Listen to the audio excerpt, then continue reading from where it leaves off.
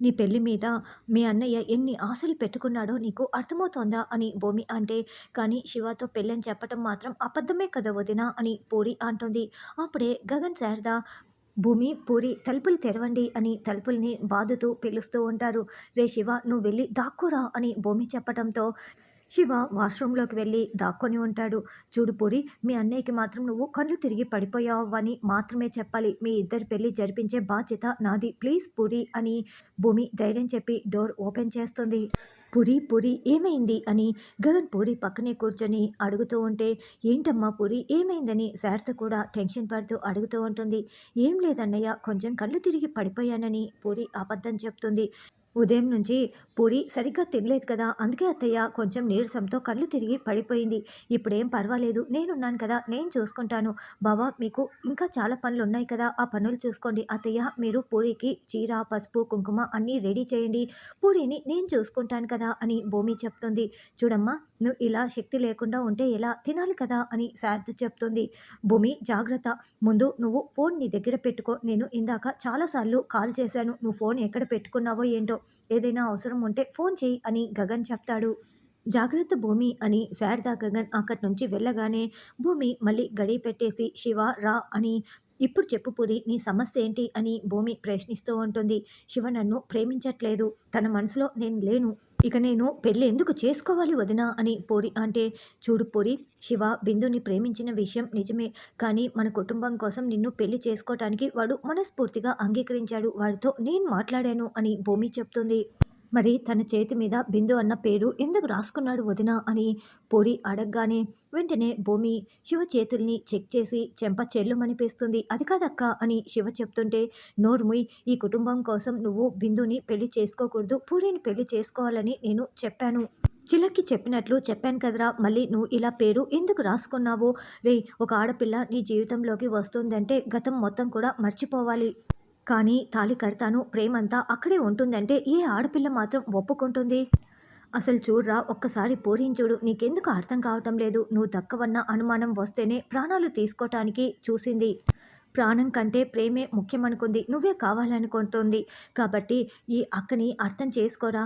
నువ్వు పూరిని పెళ్లి చేసుకోవాలి, నా మాట కాదనకు, ఈ ఒక్కసారికి నా మాట విను అని భూమి దండం పెడుతూ, రే నీ కాళ్ళు పట్టుకుంటాన్రా అని శివ కాళ్ళు పట్టుకోబోతూ ఉంటే, అక్క నన్ను క్షమించక్క అంటూ కాళ్ళు పట్టుకుంటాడు. అక్క, ఈ పెళ్లి వల్ల ఇంతమంది ఇన్ని కుటుంబాలు బాధపడవలసి వస్తుందని నువ్వు పడుతున్న కష్టాన్ని నేను అర్థం చేసుకోలేకపోయాను. ఇంతమంది బాధపడితే నేనెందుకు చూస్తూ ఊరుకుంటానక్క. ప్రేమలు మనుషుల్ని కలపాలి, అంతేకాని కుటుంబాలని విడదీయకూడదు. నువ్వు చెప్పినట్లే వింటానక్క, పూరిని పెళ్లి చేసుకుంటానక్క, నన్ను క్షమించక్క అంటూ భూమి కాళ్ళు పట్టుకొని శివ మాట్లాడుతూ ఉంటే, రే నువ్వు పట్టుకోవాల్సింది నా కాళ్ళు కాదు, పూరి చెయ్యి అని పూరి శివల చేతుల్ని కలుపుతూ, మీ ఇద్దరికి సగం పెళ్లి జరిగిపోయింది.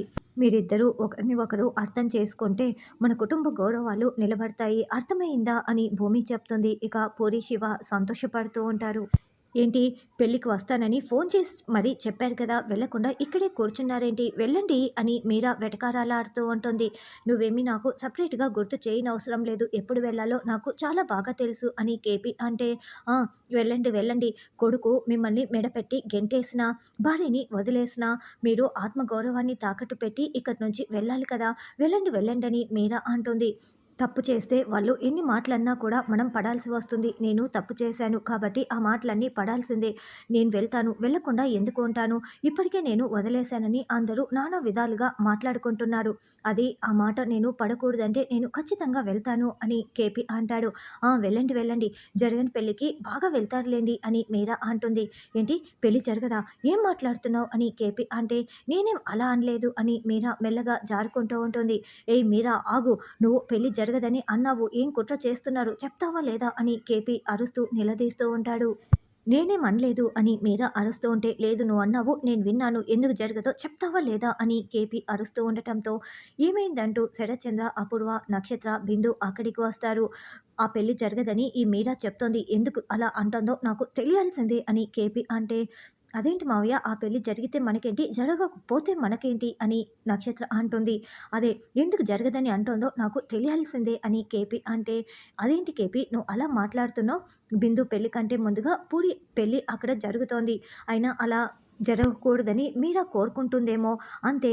అంత మాత్రానికే నువ్వెందుకు ఇలా గొడవ చేస్తున్నావు? తనకేం తెలుసు? నిజంగా మీరా తెలివైందైతే నువ్వు ఈ ఇంట్లో నుంచి అడుగు బయట పెట్టగలవా? అర్ధరాత్రి ఎందుకు చిన్న విషయాన్ని పెట్టుకొని భూతత్వంలో చూసి ఇంత పెద్ద గొడవ చేస్తున్నావు అని అపూర్వ అంటుంది. అవును. వేరే సంబంధం తీసుకురావటం చేతకాక ఆ శివగాడిని ఇచ్చి పెళ్లి చేస్తున్నాడు అని శరత్చంద్ర అంటే, అవును. ఓ పెద్ద కుటుంబ గౌరవం నిలబడిపోతోందని హడావిడి చేస్తున్న ఆ అత్తయ్య అని నక్షత్ర అంటుంది. ఎప్పుడో చచ్చిపోయిందనుకున్న భూమి తన ఉనికిని కాపాడుకోవటం కోసం ఇప్పుడు ఈ పెళ్లి చేస్తోంది అని శరత్చంద్ర అనగానే, శరత్చంద్ర గారు ఎవరిని ఏమైనా అనండి గాని భూమి చచ్చిపోయిందన్న మాట మాట్లాడితే మాత్రం నేను అస్సలు చూస్తూ ఊరుకోను అని కేపీ ఉగ్ర రూపం చూపిస్తూ వేలు చూపిస్తూ వార్నింగ్ ఇస్తాడు. ఏంటి కేపీ ఏంటి అని అపూర్వ అడ్డుపడుతూ ఉంటుంది. రేయ్ కేపీ అని శరత్చంద్ర అరుస్తూ ఉంటే, అయినా ఈ ఆస్తి మొత్తం శోభచంద్ర చెల్లమ్మది కదా, మరి భూమి చచ్చిపోయిందంటారు. భూమికి రావాల్సిన ఆస్తిని మాత్రం అనుభవిస్తూ భూమి చచ్చిపోయిందని మాట్లాడడానికి మీకు సిగ్గు లేదా? మీకు రోషం, పౌరుషం అనేది మాత్రం ఉంటే ఆస్తి మొత్తం కూడా భూమి పేరు మీద రాసిచ్చేయండి. ఎందుకంటే ఈ ఆస్తి మొత్తం భూమిదే కాబట్టి అని కేపీ చెప్తాడు. కేపీ నోరు మూస్తావా? ఏం మాట్లాడుతున్నావు అని అపూర్వ అంటే, అవును నేను నిజమే చెప్తున్నాను. మీరు కట్టుకునే బట్ట, తిండి మొత్తం కూడా భూమిదే. భూమి చచ్చిపోయిందని మాట్లాడతారు. భూమి ఆస్తి మాత్రం మీకు కావాలా? అయినా భూమి ఆస్తిని భూమికి ఇచ్చేయండి. ఏ రోజైనా ఈ ఆస్తి అంతా నాది ఇచ్చేయండి అని భూమి అడిగిందా? లేదే. కూతురు చచ్చిపోయిందని మాట్లాడుతున్నారు కానీ ఆస్తి మాత్రం ఎందుకు ఇవ్వటం లేదు మీరు అని కేపీ బాగా నిలదీస్తూ ఉంటాడు. వెంటనే శరత్చంద్ర రేపే లాయర్‌ని పిలిపించి భూమి ఆస్తి మొత్తం కూడా తన పేరు మీదకి రాసేస్తానని అనడంతో, బావ ఏం మాట్లాడుతున్నావు? భూమికి ఆస్తి రాసివ్వటం ఏంటి? అని అప్పుడు అంటే, లేదు కేపీ నా ఇంట్లో మనిషిగా ఉండి నన్ను ఇలా నిలదీశాడు. బయటున్న వాళ్ళందరూ కూడా ఇదే కదా మాట్లాడుకుంటారు. కానీ భూమి ఆస్తి నాకు చిల్లి గవ్వ కూడా అవసరం లేదు. నన్ను కించపరిచే ఆస్తి నాకెందుకు కావాలి? భూమికి ఫోన్ చేసి నీ పేరు మీద ఆస్తి రాయిస్తున్నానని చెప్పి మరీ ఆస్తి ఇచ్చి పంపించేస్తాను అని శరత్చంద్ర అంటే, ముందు రాసివ్వండి తర్వాత మాట్లాడదాం అని కేపీ చెప్తాడు. 20 ఏండ్లుగా కాపాడుకుంటూ వస్తున్న ఆ ఆస్తిని 2 నిమిషాల్లో ఈ శరత్చంద్రని ఆస్తి రాసిచ్చేలా చేస్తున్నాడు ఈ కేపీ అని అపూర్వ మండిపడుతూ ఉంటే, అపూర్వ అంతరాత్మ అక్కడ ప్రత్యక్షమవుతుంది. నువ్వు ఏదో ఒకటి చెయ్యి లేకపోతే ఆస్తి మొత్తం చేజారిపోతుందని అంతరాత్మ చెప్తూ ఉంటే, అందుకే ఆ భూమిని కప్పెట్టాను. కానీ అది తిరిగి వచ్చింది. ఏం చేయాలి అని అపూర్వ అంటే, నువ్వు కూర్చున్న కొమ్మని నరుక్కోవటం కాదు మొదలనే నరికేయాలి అని అంతరాత్మ చెప్పటంతో, అంటే ఏం మాట్లాడుతున్నావు అని శరత్చంద్రని చంపేయాలన్న విధంగా అపూర్వ ఆలోచిస్తూ ఉంటుంది. కేపీ వచ్చి కాలింగ్ బెల్ కొట్టగానే, మావయ్య ఏంటి ఇంత అర్ధరాత్రి ఇలా వచ్చారు? రండి మావయ్య అని భూమి లోపలికి పిలుస్తూ ఉంటే, లేదమ్మా భూమి నీతో అర్జెంటుగా మాట్లాడాలి రా బయటికి అని గార్డెన్లోకి తీసుకొచ్చి అక్కడ అపూర్వ చేస్తున్న కుట్ర మొత్తం వివరించేస్తాడు. అక్కడ జరిగిన గొడవ కూడా చెప్తాడు. నక్షత్ర, అపూర్వ ఇద్దరు శరచంద్రని జీవం లేని జీవోత్సవంలా మార్చేయాలని మాట్లాడుకుంటున్న సంఘటన కూడా కేపీ వినేసి వచ్చి భూమికి మొత్తం వివరించేస్తారు. మరి మావయ్య మీరు అక్కడే ఉండి నాన్నని కాపాడకుండా ఇక్కడికెందుకు వచ్చారని భూమి అంటే, నేనేం చెప్పినా ఆయన వినరు కదమ్మా అని కేపీ చెప్తాడు. దాంతో భూమి ఆలోచిస్తూ ఉంటుంది. ఇక్కడేమో అపూర్వ మందులో ఏవో టాబ్లెట్లు కలిపేస్తుంది.